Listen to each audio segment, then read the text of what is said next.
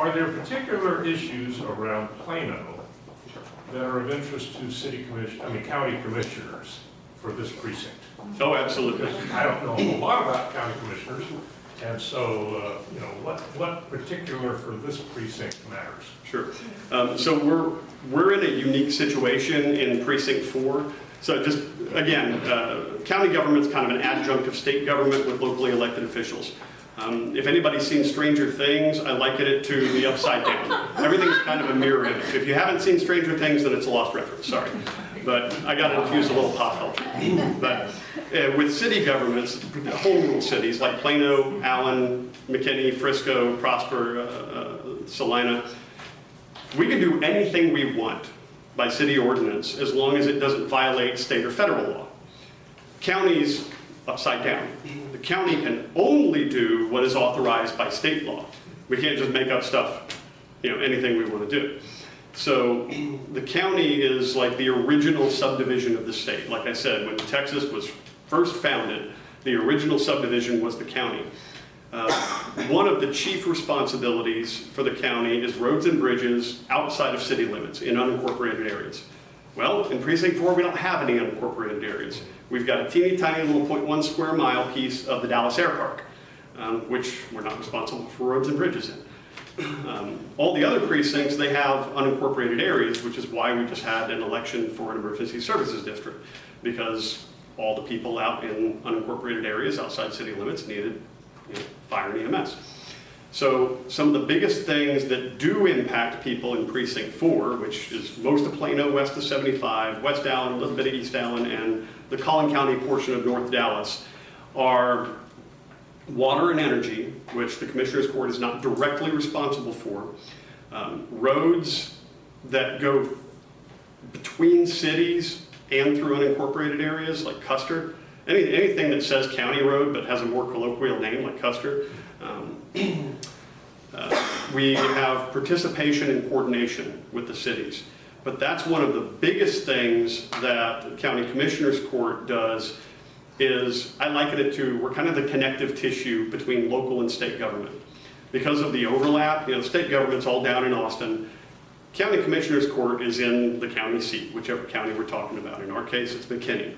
But we talk to the mutual issues going on in all of our cities, and the county can have, in some cases, direct influence, in many cases, indirect influence on some of the biggest issues like water and energy. I talk about that so much because we're facing a water shortage in North Texas in 5 years. We're facing an energy shortage in 10 years at our current rates of infrastructure production.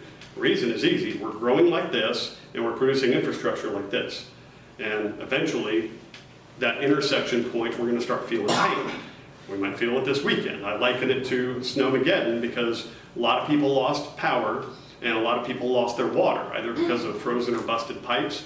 And a lot of people don't know this. We were this close to losing the North Texas Municipal Water District because ERCOT was about to shut down the line that powered the main center of the district.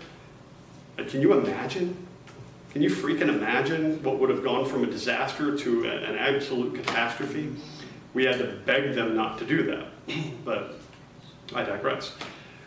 The infrastructure is key, but there are also services that apply across the county. We see a lot more from Plano Police than the sheriff and the constables, but the sheriff and the constables have jurisdiction here. It's just that they're responsible for different things. And like outside city limits, the sheriff's deputies do everything that our city police do inside city limits.